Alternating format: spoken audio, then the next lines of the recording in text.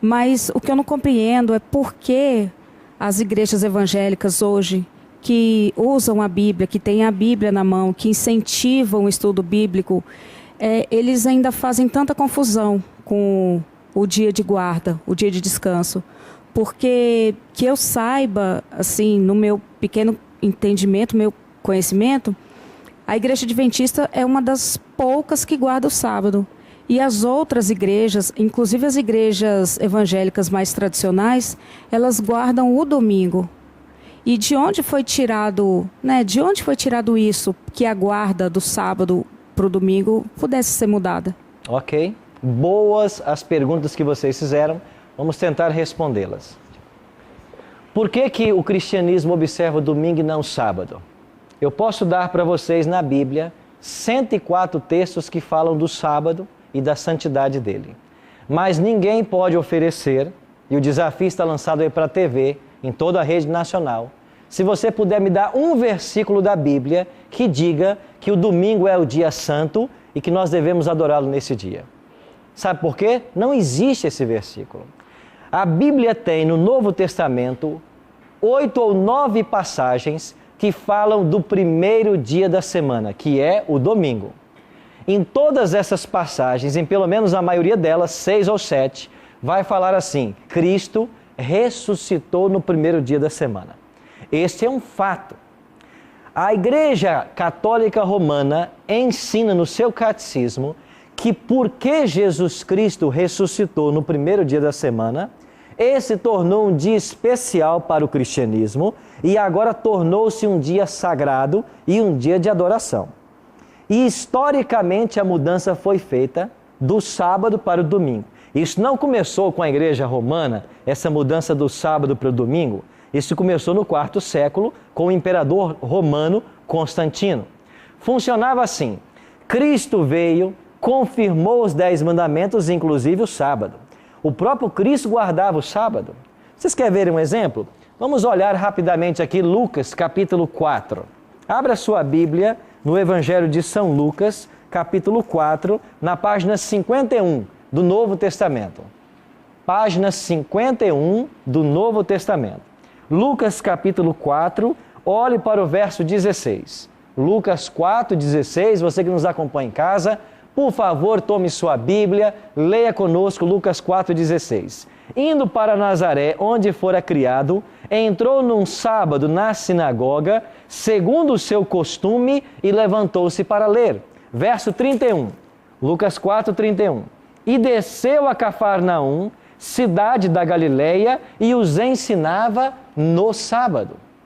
Veja, Jesus declarou em Mateus 5, 17 e 18, de que a lei não passou, de que nenhum i ou tio da lei jamais passará até que tudo se cumpra, de que ele veio fazer a vontade do Pai dele e guardar os seus mandamentos. Nós lemos aqui em João 14, 15, de que se nós amamos a Cristo, nós guardamos os seus mandamentos.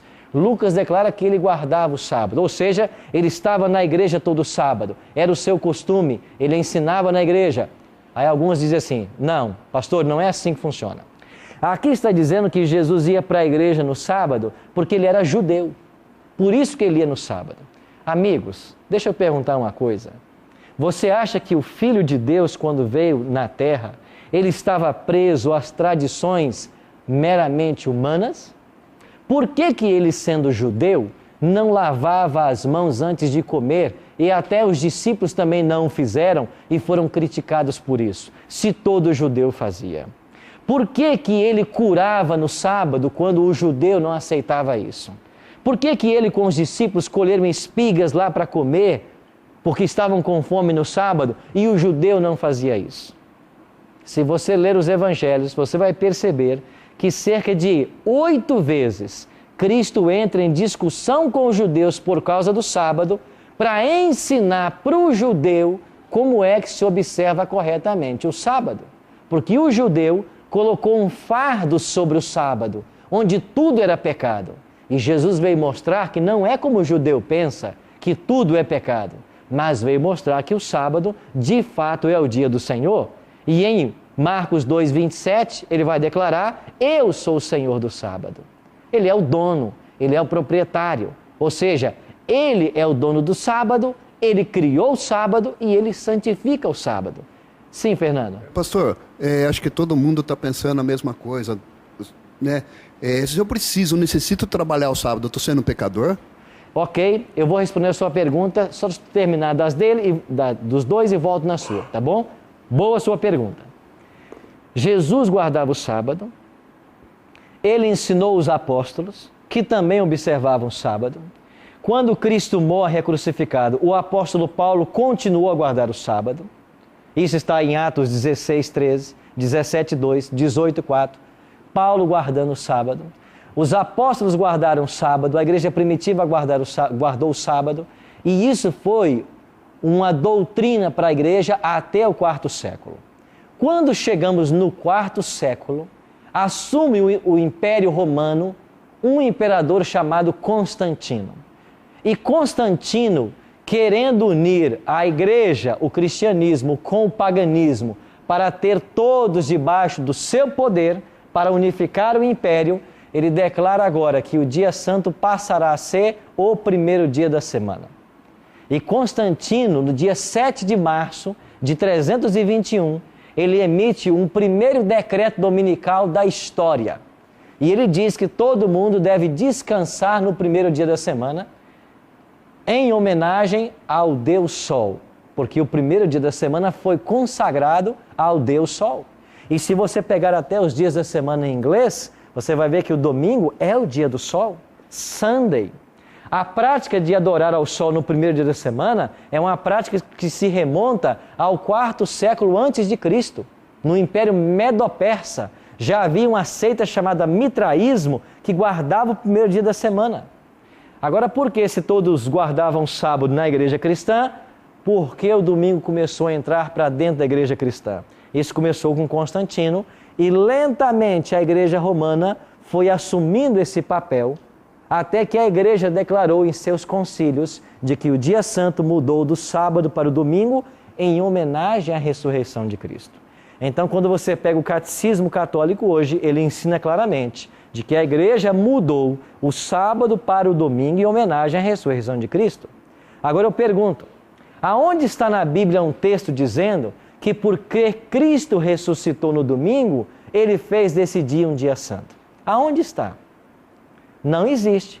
Agora você quer ver uma coisa? Abra sua Bíblia em Romanos, no capítulo 6, e você vai descobrir que a Bíblia, ela tem aqui uma cerimônia deixada por Cristo para celebrar a ressurreição de Cristo. O que é que eu faço para celebrar a ressurreição de Cristo? Página 128, Romanos 6, versos 4 em diante. Romanos 6, 4 em diante. Página 128. Assim escreveu Paulo: fomos, pois, sepultados com ele na morte pelo batismo, para que, como Cristo foi ressuscitado dentre os mortos pela glória do Pai, assim também andemos nós em novidade de vida. Porque se fomos unidos com Ele na semelhança de sua morte, certamente o seremos também na semelhança de sua ressurreição. O que Paulo está dizendo aqui? Que nós fomos sepultados com Cristo na morte pelo batismo. Então, qual é a cerimônia bíblica que celebra a ressurreição de Cristo? O batismo.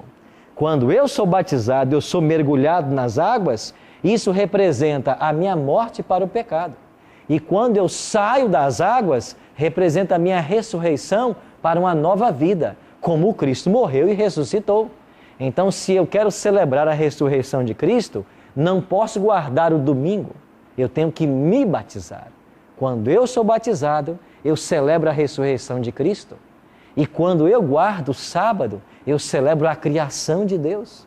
Porque o sábado é a celebração da criação. Ele aponta a Deus como Criador.